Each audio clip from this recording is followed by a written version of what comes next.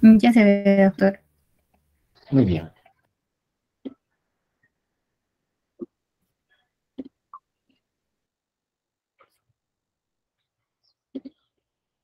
muy bien.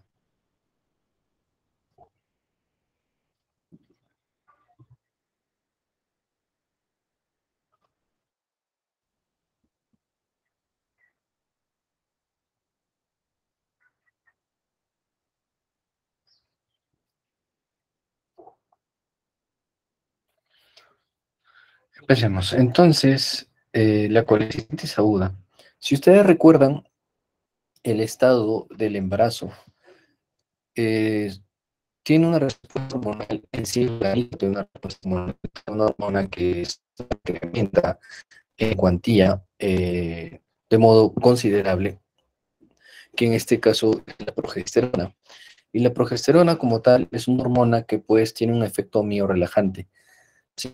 Que al inicio del embarazo pues hace de que el útero entre en una fase que se inicia en relación puede provocar un desprendimiento culiar o hasta un aborto.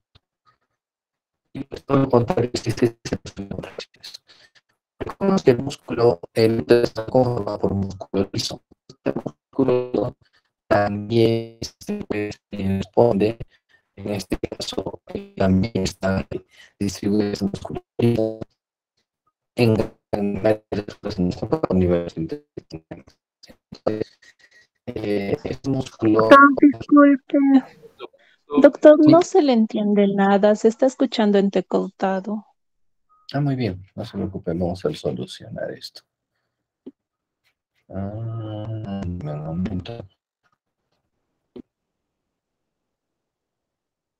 mientras voy hablando con ustedes, ahorita buscamos solución.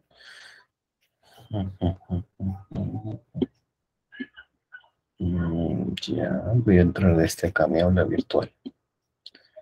Tum, tum.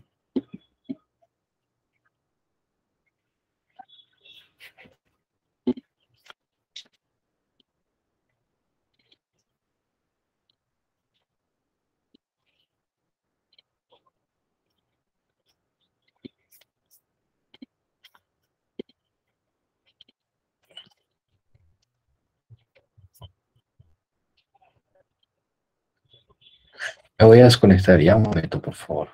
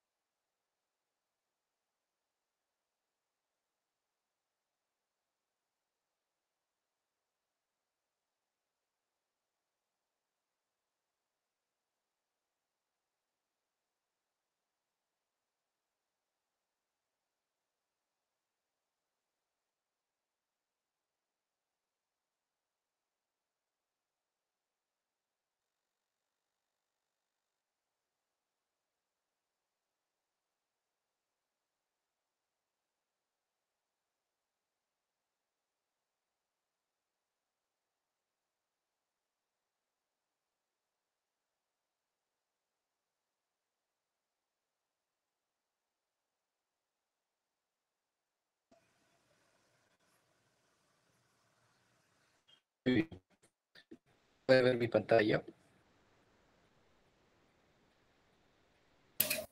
Sí, doctor. Sí, dice colecistitis aguda. No, estamos en el MIT ahora. A ver.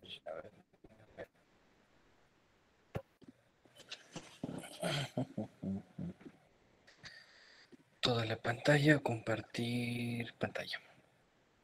Ahora creo que sí.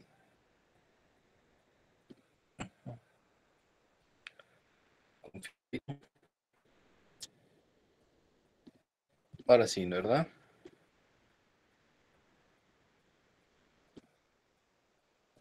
Sí, doctor, ahora ya se ve. Estoy por el navegador, que es mucho mejor que no con menos problemas en Safari. Ya bueno, la colecistitis aguda es el resultado de una adaptación hormonal durante el embarazo. Recordemos que en el embarazo, durante el embarazo, hay una predisposición a mayor formación de bilirrubina más densa propia del embarazo, ¿no es cierto? O sea que el embarazo es un factor de predisposición a formación de cálculos biliares, sí. Recordemos que la progesterona produce un enlentecimiento en el peristaltismo, esto es razón de menor respuesta a nivel muscular.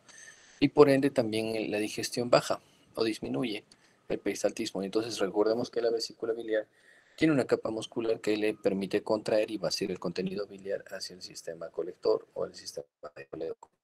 Pero cuando la vesícula tiene contenido biliar en éstasis por mayor tiempo, produce sedimentación y la formación o la predisposición a la formación de cálculos. Listo.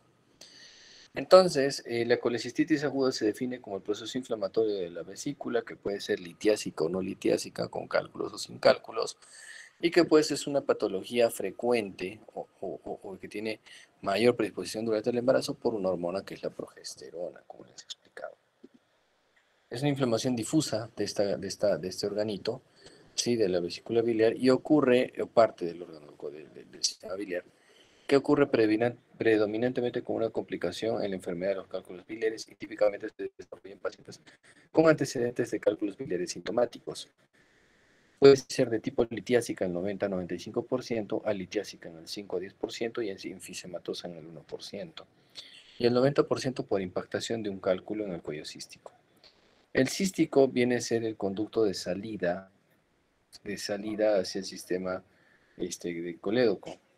Pues pasa que uno de estos cálculos, al impactarse en el bacinete o zona de salida, pues hace de que la vesícula contraiga y no salga el contenido biliar, siga contrayendo y no salga. Y eso produce un proceso inflamatorio que, como tal, provoca la inflamación de la vesícula biliar. ¿Sí? ¿Sí? Entonces, a esto se le llama cuadro de colecistitis, que tenemos que tener en cuenta eh,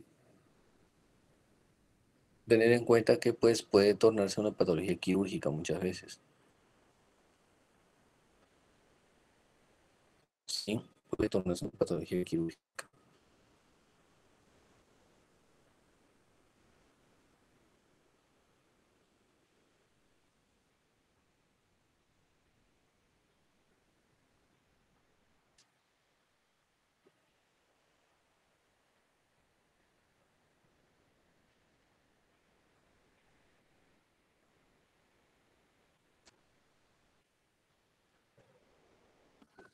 Muy bien, entonces, pues hablemos de epidemiología. El 10% de la población mundial está predispuesta en hacer un cuadro de colecistitis aguda y es más predominante en mujeres que en varones. Y esto a razón de que el contenido de colesterol y la predisposición a la formación de bilis más densa está dada en las mujeres. También frecuente en pacientes mujeres mayores de 40 años. Los factores de riesgo, como empezó a hablar, estarían el embarazo y la obesidad antes del embarazo. Sabemos que la mujer durante el embarazo, pues a razón de que hay una disminución del peristaltismo, la vesícula no contrae efectivamente, pues estimula predispone la formación de litos biliares y que si esos litos se disparan hacia el sistema del conducto cístico, pues producen el cuadro inflamatorio. La fisiopatología de todo lo que les acabo de mencionar es que también esto está dado por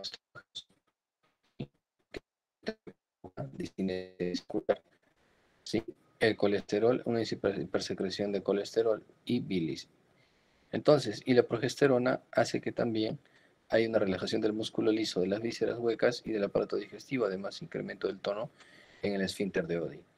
Y el esfínter de Oddi, si recordamos en anatomía, pues es la zona de desembocadura donde va el colédoco y el conducto del virsum, que son los dos conductos que desembocan en la segunda porción del duodeno para vaciar el contenido gástrico, o perdón, el contenido pancreático y biliar para en la digestión, básicamente, ¿no?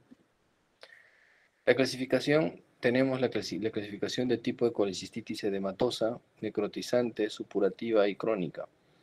Por el tiempo data en días de cuadro. Componentes, vesícula con líquido intersticial, sin capilares y vasos linfáticos dilatados y pared edematosa. En una necrotizante ya vemos que hay cambios, ¿no? Como son áreas de hemorragia y necrosis. La colecitis supurativa, infiltración leucocitaria y áreas de supuración, proliferación fibrosa y accesos intramurales o pericolicísticos, ¿no? La colecistitis crónica, más de 10 días, hay una atrofia de la mucosa y fibrosis de la pared y episodios de repetidos de colecistitis leve. Las manifestaciones clínicas, hablamos de que en este caso hay un signo que es pues típico, que es el signo Murphy. Que el signo Murphy que dice que bajo el reborde costal del lado derecho a la compresión existe dolor muy sugestivo de cuadro biliar, porque estarías en teoría presionando parte de lo que sería el área biliar o vesícula, ¿no? Que generaría mayor dolor de compresión. El dolor abdominal en cuadrante superior derecho o epigastrio de más o menos 4 a 6 horas de evolución, donde hay náuseas, vómitos y anorexia, donde es típico el pérdida del apetito. Igualmente que un apendicitis o un abdomen agudo, lo primero que pregunta es, ¿tienes hambre? No. ¿Desayunaste? No. En el examen físico encontramos fiebre, taquicardia, ictericia, hipersensibilidad y resistencia focales en el cuadrante superior derecho. En los exámenes de laboratorio es importante evaluar la leucocitosis, transaminasas, PCR, fosfatasa alcalina, hiperbilirrubinemia y amilasa. Los criterios de diagnóstico en este caso se dan que si vemos Murphy positivo o con masa y dolor de sensibilidad en hipocondrio derecho o en su defecto vemos signos de inflamación sistémica ya no local, fiebre, PCR elevado, leucocitosis, o estudios de imágenes donde vemos el conocimiento de la pared de más de 5 milímetros, distensión de la vesícula, morficográfico o imagen con gas o fluido perivesicular sería en este caso sospechas de diagnóstico, siempre y cuando tengamos un signo de A o B o un signo definitivo, ya sea uno de cada uno de estos tres, ¿no? En los criterios diagnósticos de Tokio 2018. Entonces, esto es para fin de sospecha. En sí, ¿qué nos importa ver en el área de obstetricia? Recordemos que si hay un proceso inflamatorio biliar, pues puede fácilmente provocar un cuadro irritativo, abdominal. Y como tal, este cuadro irritativo abdominal podría generar también, en este caso, irritación uterina y por ende también provocarnos amenazas de parto pretérmino. Y en cuanto al manejo, dependiendo si es una colecistitis alitiásica, muchas veces puede ser manejo médico o si es una vesícula litiásica, sí, en este caso el manejo quirúrgico.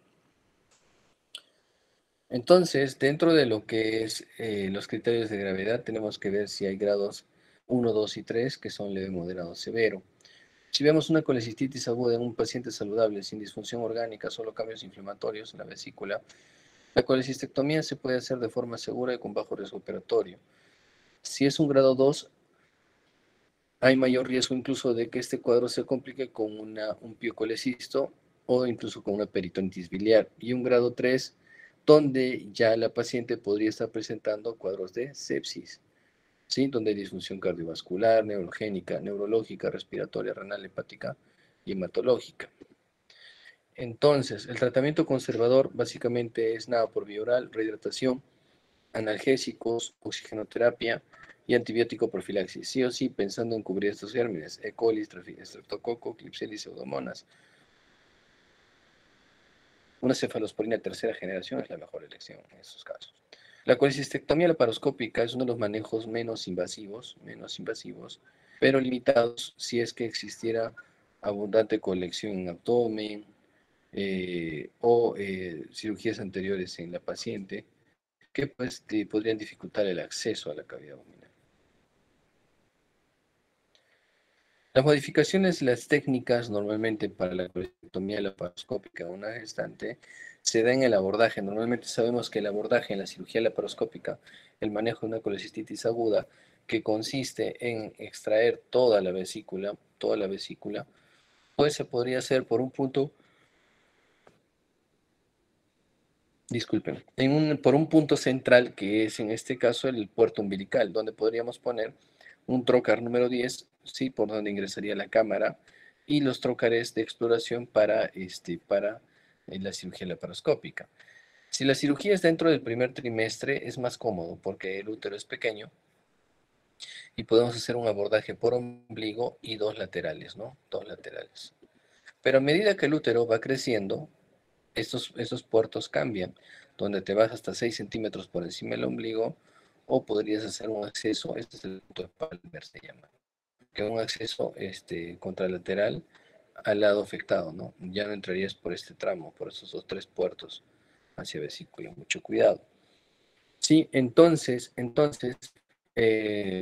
preferimos la técnica abierta de Jason, que consiste en poner un trocar, un tubo, que en el cual puede ingresar la cámara de la laparoscopía. Ahora, cabe la observación. Cuanto más menor edad tiene el embarazo, o sea, menos de 20 semanas, más riesgo de provocar un aborto, porque el hecho de manipular los órganos internos abdominales podrían provocar una irritación uterina y un parto pretérmino o un aborto si es menos de 22 semanas. Sí, ahora, en este caso, si tiene más de 20 semanas, el riesgo a pérdida es menor, pero el abordaje es distinto porque el útero está más grande, pues. Esa es la diferencia, te repito. Si a menor edad gestacional se complica, mayor riesgo de aborto. Si a mayor edad gestacional se complica, menor riesgo de aborto. Pero en la cirugía cambian, los puntos de abordaje cambian a nivel abdominal. La técnica consiste en desprender la vesícula de la base del hígado y posteriormente liberar la vesícula hasta tener la pediculada y poder seccionar el conducto cístico y la arteria cística. Y donde la paciente pues posteriormente retoma su vida, en este caso en cuanto a dieta, de inicio cuidarle las grasas o alto contenido graso y posteriormente pues vemos de que la bilis directamente producida a nivel hepático baja directamente a nivel de colédoco. Existe también la colecistectomía abierta por una incisión, que es la incisión de Murphy, que es en el borde costal para acceso hacia vesícula y extraer, ¿no? El fin de una colecistectomía es extraer la vesícula, básicamente en una litiasis. Litiasis, presencia de cálculos, litos. En los cuidados postoperatorios en toda aquella paciente que ha sido operada durante el embarazo, recordemos que menos de 20 semanas alto riesgo de aborto y más de 20 semanas menos riesgo. Pues el manejo con concentraciones de progesterona altas, donde damos progesterona micronizada en 200 miligramos cada 12 horas, reposo, dieta blanda y evitar pues que este útero se irrite y termine expulsando el producto. Sí, es básicamente el manejo. Es básicamente el manejo quirúrgico. Doctor, y cuando el manejo es conservador, que puede ser un cólico, una colecistitis litiásica, pues respondería al tratamiento medicamentoso inicial que se está dando por antibiótico profilaxis y antiespasmódicos. Sí, básicamente. Pero si el cuadro remite al tratamiento inicial, genial. No hay necesidad de operar. Pero si vemos que realmente se confirma una colecistitis litiásica, pues el manejo es quirúrgico. Ya, no se olvide. Diagnóstico diferencial del cuadro quirúrgico, este cuadro quirúrgico está con el diagnóstico de preeclampsia HELP por el dolor que presenta en hipocondrio derecho, que a veces irradia perdón, que irradia a epigastrio, que puede simular muy bien una epigastralgia. El hígado graso agudo del embarazo, que puede presentar ciertos cambios en la bioquímica o en las enzimas hepáticas. El desprendimiento prematuro de placenta por el útero leñoso y doloroso, si es que queremos pensar en cuadro peritoneal como el de una vesícula. La rotura uterina también y la infección intraamniótica, que son diagnósticos diferenciales. ¿Sí? Muy bien. Preguntas.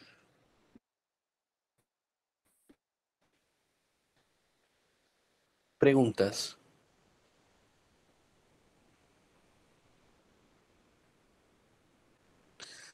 Y una paciente con una colecistitis aguda que tenga 25, 26 semanas o 28 semanas tiene que operarse. Si esta colecistitis aguda es litiásica y tiene el alto riesgo de desprender un lito o un cálculo de estos hacia el sistema colector o el esfínter de Oddi y me pueda causar una pancreatitis, sí es un riesgo.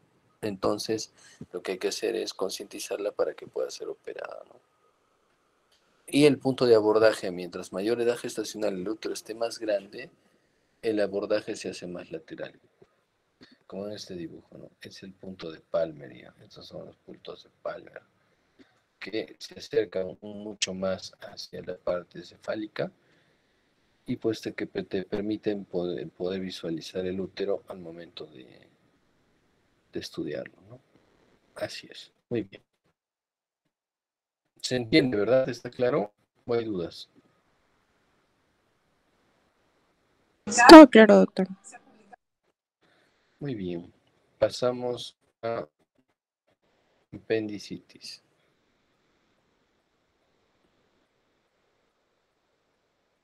¿Pueden ver mi pantalla? Sí, doctor, sí, doctor, sí, doctor. Sí, doctor.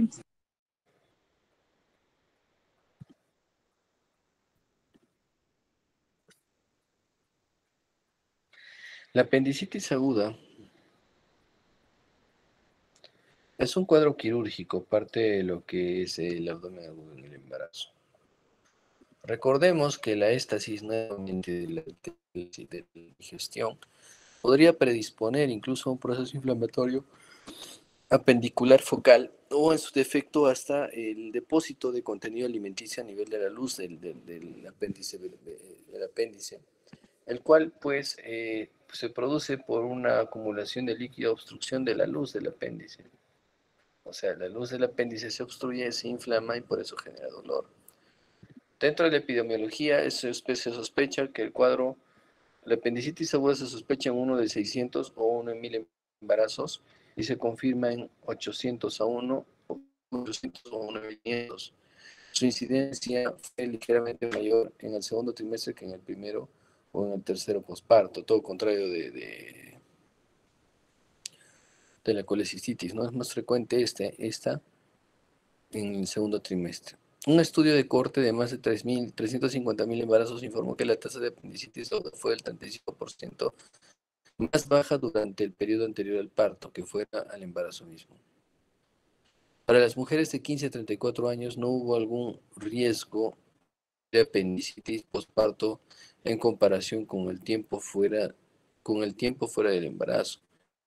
Se informó un aumento del 84% en el riesgo de apendicitis posparto para mujeres mayores de 35 años. El apéndice normal es un residuo subdesarrollado del ciego. Mide de 8 centímetros en el adulto que continúa con el ciego. Presenta válvulas de Gerlach y en ancianos se suele presentar fibrosis. El tejido linfoide aumenta a un tamaño máximo entre los 12 y 20 años y se origina en la cara posterior media de la confluencia de las tres tenias.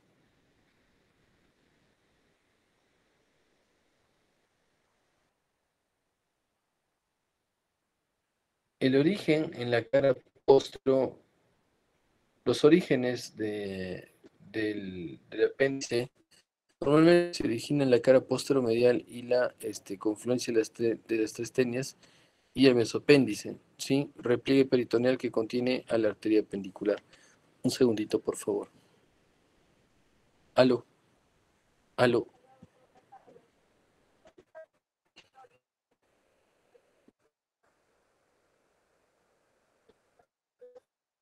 ¿Ya?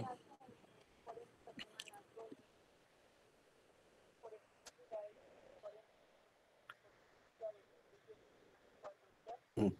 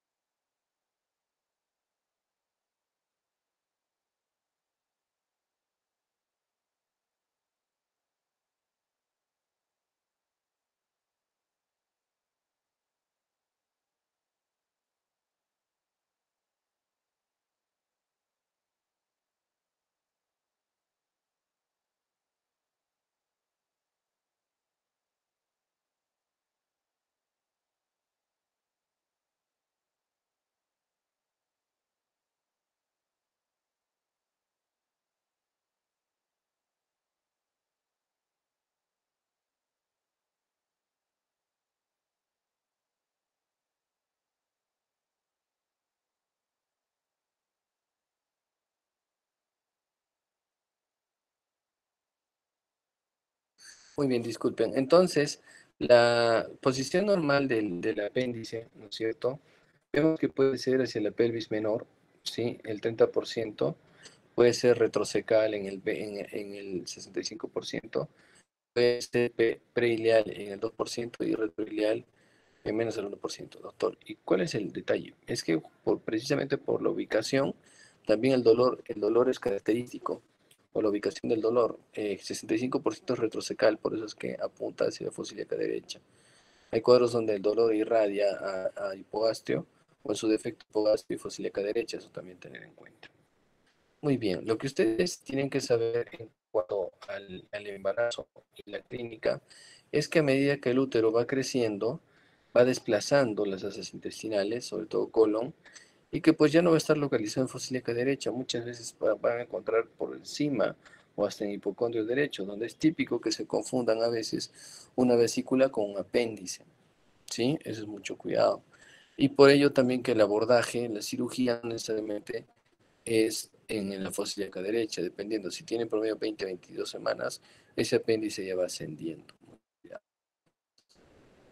La presentación clásica es la presión dolor abdominal como primer síntoma, dolor que es inicialmente periumbilical y luego migra al cuadrante inferior derecho a medida que progresa el cuadro inflamatorio. Se acompaña de, ojo, anorexia, náuseas y vómitos y fiebre hasta 38,3. La anorexia es importante, como decía al inicio. Si la paciente o el paciente no está comiendo y hay dolor, sospechar. Sí, muy bien. Cuando vemos que la paciente tiene un útero aumentado de tamaño, pues también mucho que ver con el aborde quirúrgico. Y el problema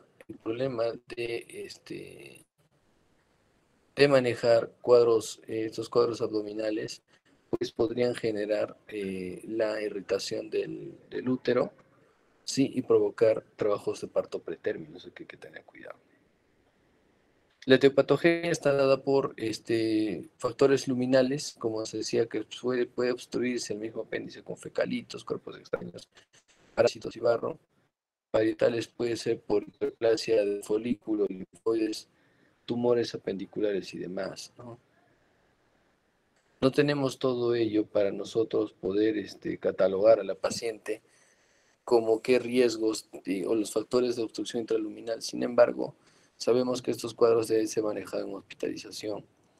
Los gérmenes aerobios facultativos estamos con los bacilos gram negativos, E. coli, Pseudomonas aeruginosa y especies de Klebsiella. Los gram positivos, Streptococcus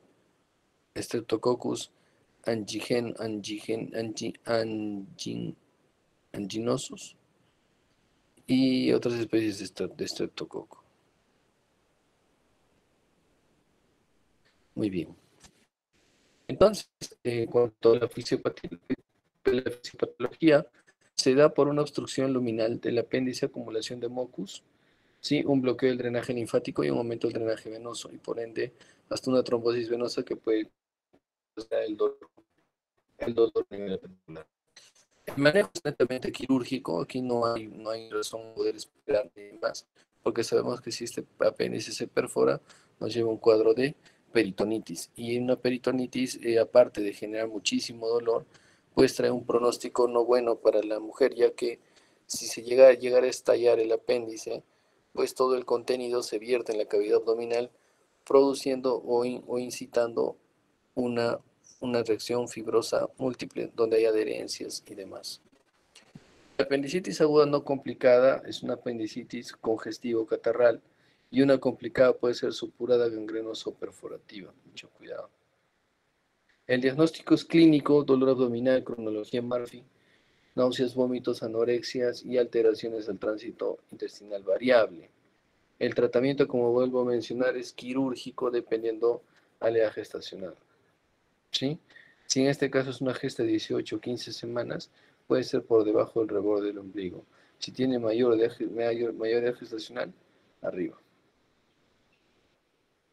Así es.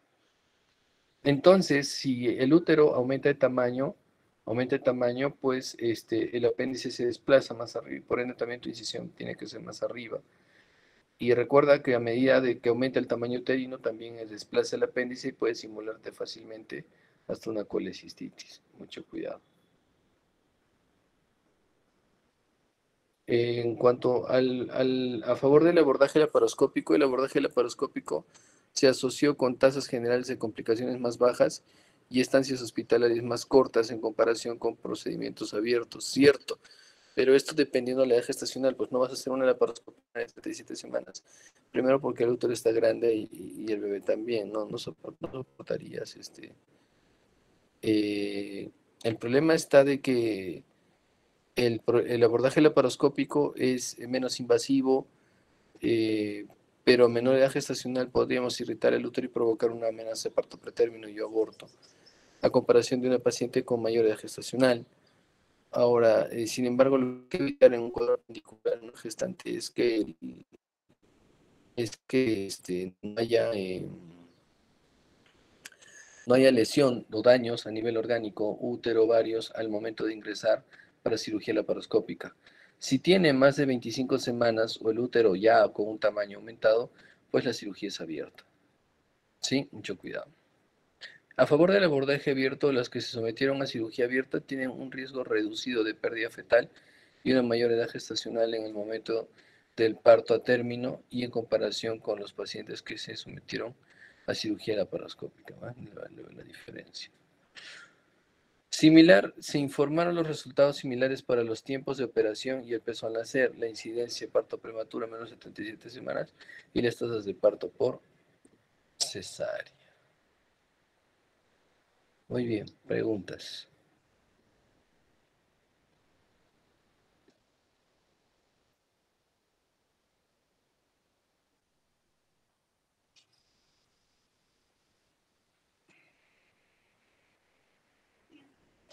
No, doctor, Sí, no lo escucho muy bien. Digo que la paratomía solamente antes de las 25 semanas.